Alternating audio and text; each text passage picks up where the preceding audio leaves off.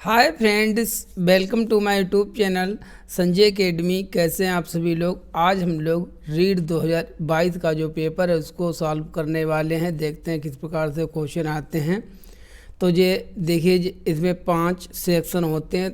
तो इसमें जो पहला सेक्शन होता है वो होता है हमारा चाइल्ड डेवलपमेंट एंड पेडागोजी का, बाल विकास एवं शिक्षा शास्त्र का। तब इसके हम क्वेश्चंस को सॉल्व करेंगे, तो बने रहें क्लास में लास्ट तक। देखते हैं किस प्रकार से पेपर आता है, कैसा क्वेश्चन पूछे जाते हैं। तो पहला ही क्वेश्चन है, देखिए हमारा ये सेट फर्स्ट है। हमारा पहला क्वेश्चन है हमारा, निम्नलिखित में से कौन सा या कौन से कथन असत्य है। असत्य मतलब ये निगेटिव क्वेश्चन है, इसमें गलत वाला हमको बताना है कि कौन सा फॉल्स स्टेटमेंट इसमें है। 4 स्टेटमेंट दिए गए हैं। यह समझना जरूरी नहीं है कि प्रत्येक बच्चा अद्वितीय है। बच्चा एक एकीकृत पूर्ण रूप से विकसित होता है। विकास के एक पहलू में किसी समस्या को दूसरे प्रभावित करने की संभावना होती है। विकास एक अनुक्रमिक प्रक्रिया है। तो देखिए, जो प्रत्येक बच्चा होता है स्वयं में विशिष्ट होता, अद्वितीय होता है। ये बात कहते हैं कैसी है, तो ये बात समझना जरूरी नहीं है। तो ये बात कैसी है, ये असत्य है। ये कैसी है, असत्य है। जबकि प्रत्येक बच्चे को हमको समझना जरूरी होता है, क्योंकि बच्चों में होती है व्यक्तिगत विभिन्नता। और बी वाला है, पूर्ण रूप से विकसित होते हैं। बिल्कुल सही बात है। विकास एक अनुक्रमिक प्रक्रिया, ये भी सही है। और विकास के एक पहलू में समस्या दूसरे बच्चों को प्रभावित करती है। अगर किसी का संज्ञानात्मक विकास खराब है तो उसका जो है फिजिकल डेवलपमेंट को भी वो प्रभावित करेगा। तो ये सभी सही है। जो ए वाला है वो गलत है। जो गलत है वही हमारा आंसर हो जाएगा। तो केवल ए जो है वही हमारा असत्य है। क्वेश्चन नंबर सेकेंड है। क्वेश्चन नंबर सेकेंड में कहते हैं, तब होता या होती है जब परिपक्वता और अनुभव के कारण मनुष्य में क्रमबद्ध और प्रगतिशील परिवर्तन होते हैं। क्या होता है, वृद्धि होती है, शारीरिक बदलाव होते हैं, विकास होता है, मानसिक परिवर्तन। तो सीधी सी बात है, जो विकास है तब होता है जब परिपक्वता और अनुभव मनुष्य में क्रमबद्ध और प्रगतिशील परिवर्तन होते हैं। इसलिए दूसरे का हमारा बी वाला हो जाएगा डेवलपमेंट, क्योंकि विकास क्या है, परिपक्वता अनुभव के कारण होता है। इसलिए दूसरे का बी। क्वेश्चन नंबर 3, निम्नलिखित में से कौन सी बचपन की विशेषता नहीं है। देखिए, ये जो क्वेश्चन है इस पर सभी को बोनस मार्क्स मिले थे, ठीक है, क्योंकि इसमें पूछा था नहीं है। और जबकि ये चारों विशेषताएं जो हैं बचपन की हैं, अर्ली चाइल्डहुड की हैं, जिसकी एज होती है 2 वर्ष से 6 वर्ष तक। 3 वर्ष से 6 वर्ष भी कहीं भी आपने लिखा हुआ देखा होगा, ठीक है। तो ये चारों विशेषताएं हैं, ठीक है। प्राग टोली सवाल करने की आयु, इसलिए इसको बक्की अवस्था कहते हैं। बच्चा बहुत बोलता है, खिलौनों की आयु टॉय एज भी कहते हैं, अनुकरणीय भी है। सभी सही है, इसलिए इसमें कोई भी ऑप्शन गलत नहीं था। इसलिए इसका बोनस मार्क्स मिल गया था। 3 वाले में सभी सही है, ठीक है। कुल मिला के इस पर बोनस मार्क्स मिला था। Question number 4। क्वेश्चन नंबर 4 में कहते हैं, प्रकृति और पोषण विवाद निम्न में से किससे संबंधित है। प्रकृति जो हमारे जन्मजात है, जन्म हुआ है। पोषण जो ऊपर से हमारा पालन पोषण होता है। तो ये क्या है, सीधे सीधे वातावरण और पालन पोषण, इन्वायरमेंट एंड अपब्रिंगिंग। देखो, बिहेवियर और इन्वायरमेंट ये नहीं होगा। वातावरण जीव विज्ञान बिल्कुल नहीं होगा। आनुवांशिकी वातावरण नहीं होगा। तो इसका आंसर हो जाएगा चौथे वाले का हमारा वातावरण तथा पालन पोषण। वातावरण, जस्ट 1 मिनट। प्रकृति और पोषण विवाद निम्न में से किससे संबंधित है। इंग्लिश में पढ़ देते, the nature and nurture debates refer to genetic environment, behaviour and environment upbringing, ठीक है। तो डी नहीं होगा, ए होगा। क्यों डी, वातावरण में ही पालन पोषण आता है। जबकि प्रकृति क्या होती है, जो हमें हमको माता पिता से जो गुण मिलते हैं वो प्रकृति होती है। पोषण जो बाहर से किया जाता है। तो इसलिए चौथे का डी ना होके ए वाला होगा। क्वेश्चन नंबर 5,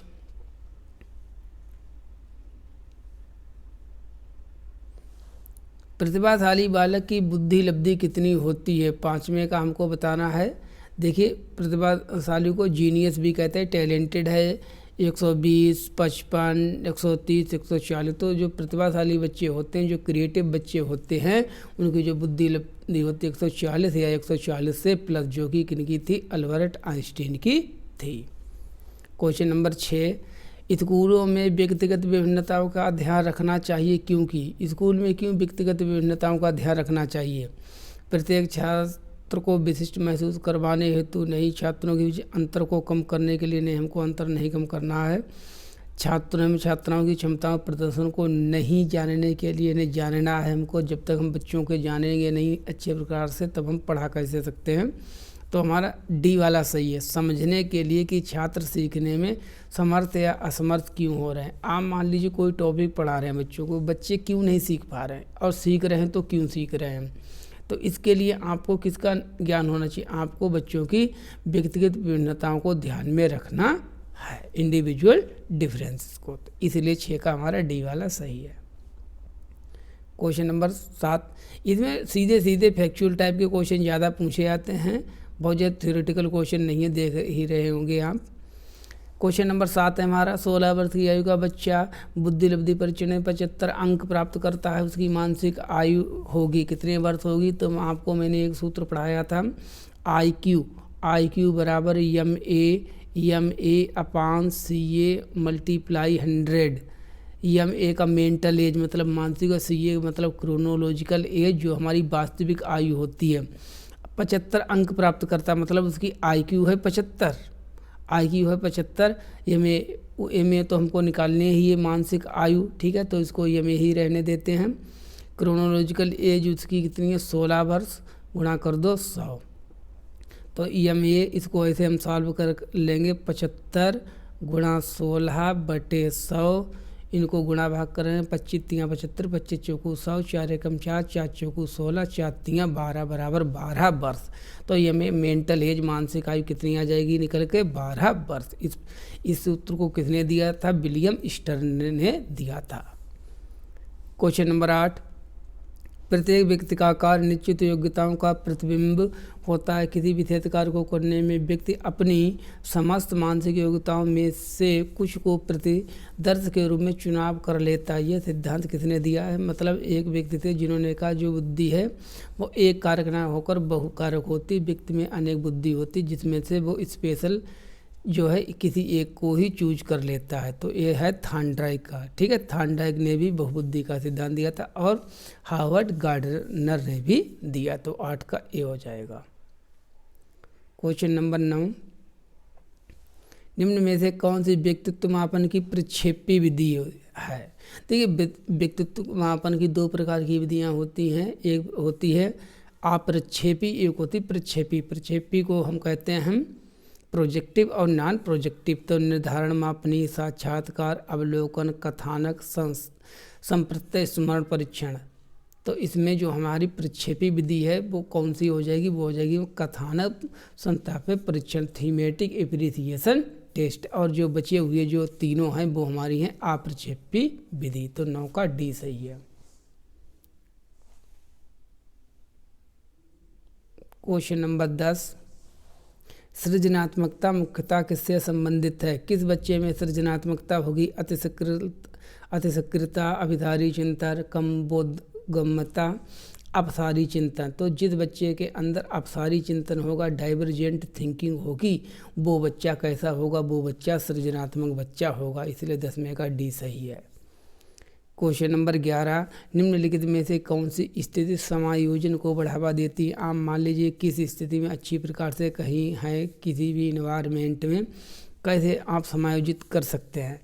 तीव्र चिंता, आप बहुत चिंतित हैं, बीमारी का डर है आपको, अपराध बोध के मन में जुनूनी सोचे, ऑब्सेसिव थॉट ऑफ गिल्ट, कोई आपने अपराध किया है, ठीक है, उसके बारे में आपकी थिंकिंग चल रही है, या विक्षिप्त भय और चिंता से मुक्ति, या आप जो है बिल्कुल भी डरे हुए नहीं हैं और चिंता से मुक्ति हैं। तो सीधी सी बात है, हम उसी स्थिति में सबसे अच्छी प्रकार से समायोजन कर पाते हैं जिस स्थिति में हमको कोई भी डर नहीं होता, कोई एंजाइटी हमको नहीं है। तो 11 का D. Question number 12, question number 12 में है प्रतिभाशाली बालक के लक्षण क्या हैं?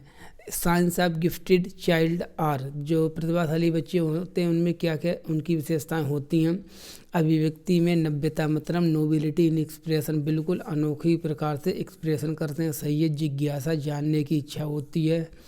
वार्तालापिता क्या वो टालकेटिव होते, बातूनी होते हैं, ठीक है। हाइपर एक्टिव होते हैं, तो देखिए हाइपर एक्टिव तो वो होते ही नहीं हैं, तो इसलिए चौथा जहाँ है वो ऑप्शन होगा ही नहीं, तो जे नहीं होगा, जे नहीं होगा और जे नहीं होगा। तो कौन सा बच्चा, पहला और दूसरा, क्योंकि इन बच्चों में क्या होती है, अभिव्यक्ति में नव्यता होती है और जिज्ञासा होती है। तो 12 का हमारा बी वाला हो जाएगा। क्वेश्चन नंबर 13 देखिए, इससे रिलेटेड अभी क्वेश्चन आया पूछा था जिसका आंसर 12 हमने निकाला था हम लोगों ने, 12 वर्ष मानसिक आयु। इसी प्रकार से बुद्धि उपलब्धि के निम्नलिखित फार्मूला किसने दिया था, किसने दिया बुद्धि उपलब्धि का फार्मूला, विलियम स्टर्न ने। कब दिया था, 1912 में दिया। इसलिए 13 वाले का हमारा जो है ए वाला ऑप्शन बिल्कुल सही है। इसको याद रखना, इस पर रिलेटेड क्वेश्चन पूछा जाता है। इसको शॉर्ट में ऐसे लिखते हैं, IQ बराबर MA अपान CA मल्टीप्लाई 100। मानसिक आयु वो होती जैसे आप इसमें 10 साल के हैं, ठीक है, और आप क्वेश्चन सॉल्व कर देते हैं 12 साल के बच्चे के समान जितने वो कर पाता, तो आपकी मानसिक आयु जो है वो 12 वर्ष हो जाएगी। और वास्तविक क्रोनोलॉजिकल का मतलब जो आपकी रियल एज है। तो 13 का ए, विलियम स्टर्न ने फार्मूला दिया था। क्वेश्चन नंबर 14,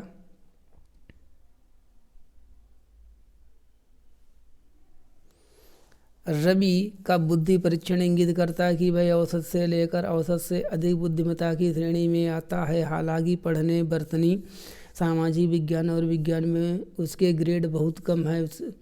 उसके गणित के ग्रेड काफ़ी अधिक है, मतलब गणित में जो है काफ़ी अच्छा है। रवि लेखन कौशल में भी अच्छा, मतलब लिखता भी अच्छा है।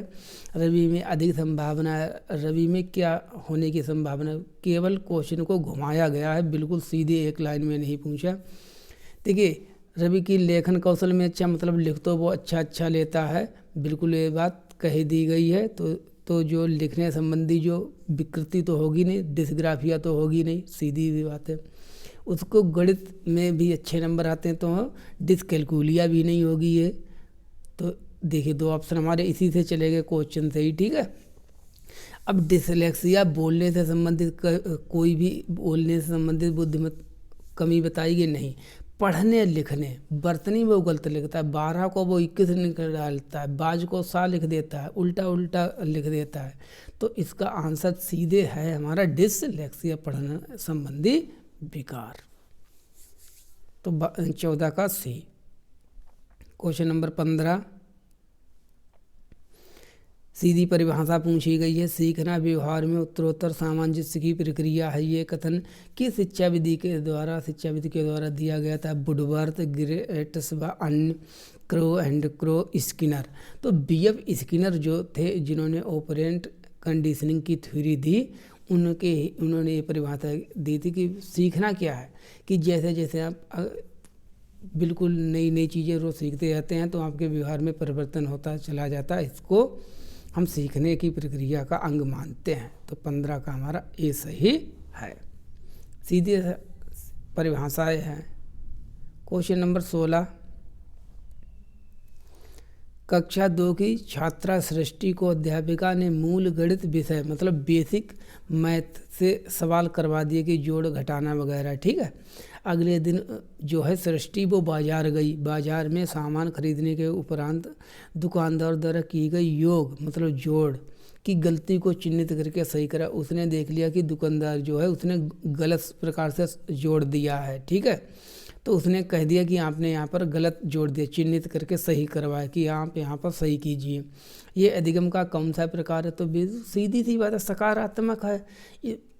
स्कूल में सीखा गया ज्ञान और उसके व्यवहारिक ज्ञान में मदद कर रहा है, तो सकारात्मक है। तो इसको कहते हैं हम पॉजिटिव ट्रांसफर ऑफ लर्निंग।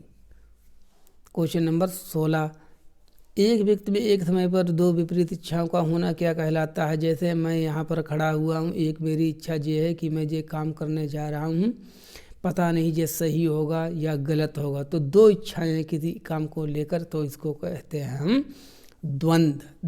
द्वंद्व माने दो। ठीक है, तो 17 का ए हो जाएगा।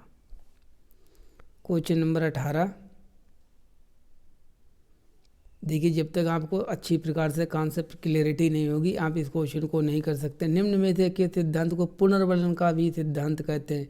किसने पुनर्वलन का सिद्धांत दिया था? क्वेश्चन घुमा के पूछा गया, तो BF स्किनर ने जो है पुनर्वलन का सिद्धांत दिया था। अब पुनर्वलन का सिद्धांत हमको स्किनर ने कौन सा सिद्धांत दिया था, देख लीजिए। क्रिया प्रसूत अनुबंध सिद्धांत, उद्दीपक अनुक्रिया सिद्धांत, शास्त्रीय अनुबंध सिद्धांत और अंतर्दृष्टि सिद्धांत। देखिए, अंतर्दृष्टि का सिद्धांत जो है जिसने कोहलर ने दिया था, गेस्टाल्टवादियों ने दिया था। क्लासिकल कंडीशनिंग की थ्योरी, शास्त्रीय तो स्टिमुलस रिस्पॉन्स, तो ओपेरेंट कंडीशनिंग थ्योरी, क्रिया प्रसूत अनुबंधन का सिद्धांत जो है स्किनर ने दिया था। तो इसलिए 18 का हमारा ए वाला सही हो जाएगा।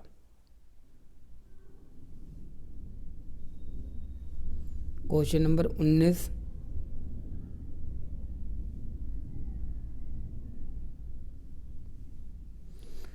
में देखते हैं, निम्नलिखित में से उस उदाहरण का चयन कीजिए जो आंतरिक अभिप्रेरणा को दर्शाता है। किसमें आपको आंतरिक अभिप्रेरणा दिखाई दे रही है? इंटरनल मोटिवेशन, अपने मन के लिए, अच्छाई के लिए, रुचि के लिए किस में काम कर रहा है? वंदना परीक्षा में अच्छे अंक प्राप्त करने के लिए कठोर परिश्रम कर रही है, जिससे वह अपने माता पिता से उपहार प्राप्त कर सके, गिफ्ट मिल सके। उर्मिला फटाफट गृह कार्य समाप्त, क्योंकि गृह कार्य समाप्त करके वह TV देख सकेगी। इला बहुत सारी पुस्तकें पढ़ रही, क्योंकि वह जिले में प्रथम स्थान पाने के लिए ये काम कर रही। मेघा अपने परियोजना कार्य के लिए विभिन्न स्रोत तलाश रही, क्योंकि वह नई जानकारी प्राप्त करने में रुचि रखती है, मज़ा आता है, उसको आनंद आता है। तो देखिए, कहीं जब हम बाहरी चीज़ों को देखकर मोटिवेट होते हैं तो वो होता है बाहरी अभिप्रेरणा। यहाँ पर अंदर की चीज़ क्या है? रुचि, मज़ा, आनंद। इसलिए 19 का हमारा डी वाला सही हो जाएगा। Question number 20। निम्न में से किसने अधिगम सिद्धांत का प्रतिपादन नहीं किया? किसने अधिगम का सिद्धांत नहीं दिया? स्किनर ने भी दिया, कोहलर ने भी दिया, थॉर्नडाइक ने भी दिया है। तो किसने नहीं दिया? BS ब्लूम ने नहीं दिया। BS ब्लूम ने क्या दिया? BS ब्लूम ने सीखने के जो 3 पक्ष हैं उनके बारे में बताया, संज्ञानात्मक पक्ष, भावनात्मक पक्ष और क्रियात्मक पक्ष। Cap, CAP cap, cognitive, affective और साइकोमोटर। तो हमारा 20 का डी वाला सही हो जाएगा, BS ब्लूम।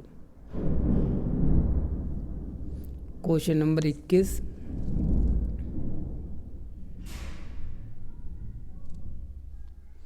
क्वेश्चन नंबर 21 में क्या है?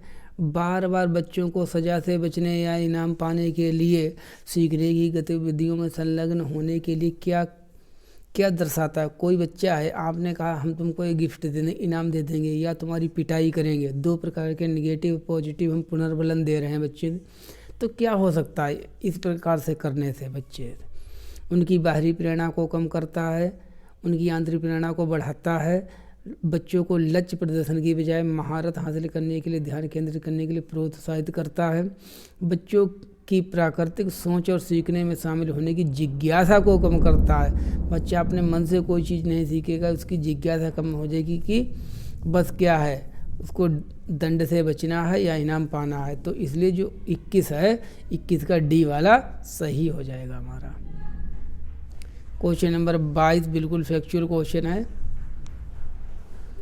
RTE अधिनियम 2009 के अनुसार शिक्षकों के लिए प्रति सप्ताह काम के निर्धारित घंटे कितने हैं? देखो, RTE 2009 है, इसका अभी संशोधन 24 दिसंबर 2024 को अभी इसका संशोधन किया गया है। फिलहाल इस क्वेश्चन का जो आंसर है वो सेम है, इसमें परिवर्तन नहीं किया। तो इसका आंसर 45 घंटे जो है प्रति शिक्षक के लिए घंटे निर्धारित किए गए हैं। क्वेश्चन नंबर 23, निम्न में से कौन सा एक उत्तम परीक्षण की विशेषताओं से भिन्न है, अलग है? वैधता, विश्वसनीयता, वस्तुनिष्ठता, ये सभी है। क्या नहीं है? अभिक्षमता। अभिक्षमता जो है वो परीक्षण की विशेषता नहीं है। तो 23 का डी हो जाएगा। क्वेश्चन नंबर 24, शिक्षार्थी केंद्रित पाठ्यक्रम में निम्नलिखित में से कौन सबसे महत्वपूर्ण है। शिक्षार्थी केंद्रित मतलब चाइल्ड सेंटर्ड। अरे जब चाइल्ड सेंटर्ड कह रहे तो बच्चा जो है प्रमुख है, पहले है बच्चा बाद में है सब दुनियादारी तूफान, तो हो जाएगा 24 का B.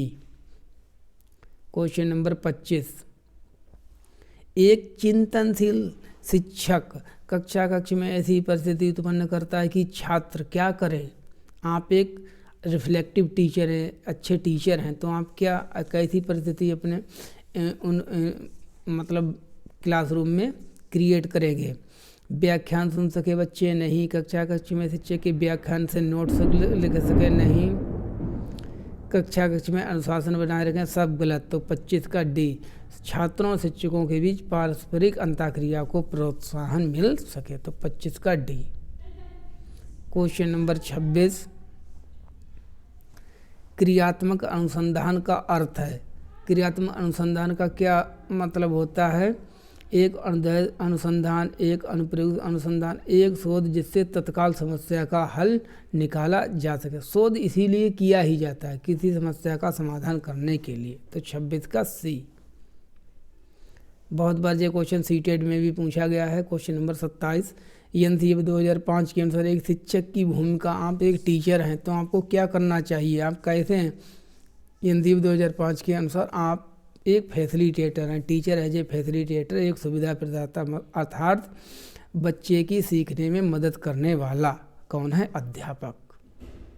Question number 28,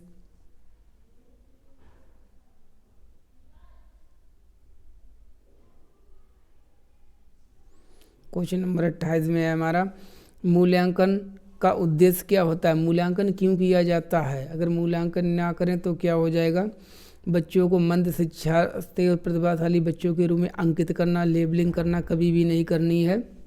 negative positive वाली टैग वर्ड वाली अगर क्लास आपने ना देखी हो तो वो देख ले। उन बच्चों की पहचान करने के लिए जिन्हें उपचारिक उपाय की आवश्यकता नहीं, सीखने की कठिन समस्या के क्षेत्रों को निदान करने के लिए, इसके लिए तो निदानात्मक परीक्षण किया जाता है। उस सीमा तक प्रतिपुष्टि प्रदान करना जहाँ तक हम उत्पादनशील जीवन के लिए शिक्षा प्रदान करने में सफल हैं, तो 28 का डी।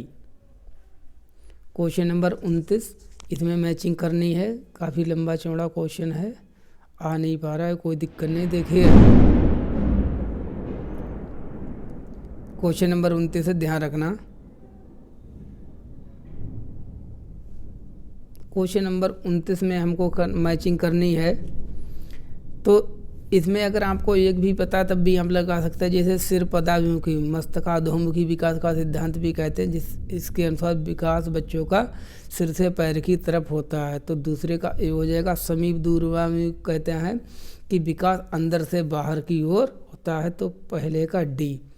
दूसरे का ए, तो दूसरे का ए ठीक है, पहले का डी, पहले का डी, तो इस ये दो ही ऑप्शन बन रहे हैं, ठीक है। और तीसरा हमारा अंतर व्यक्ति विभिन्नताएं क्या होती हैं, विभिन्न बच्चों की दर से बढ़ते हैं, तो इसका हो जाएगा तीसरे का भी। तो डायरेक्ट हमारा 29 का इसमें ए वाला ऑप्शन सही हो जाएगा।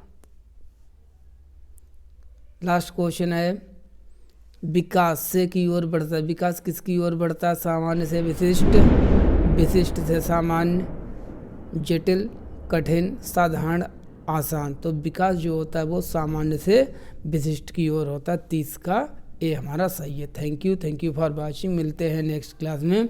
सभी लोग क्लास को ज़्यादा से ज़्यादा शेयर करें, लाइक करें और चैनल को सभी लोग सब्सक्राइब कर लें जो भी लोग नए हों। Thank you for watching. कैसी लगी क्लास इसके बारे में हमको ज़रूर बताएं।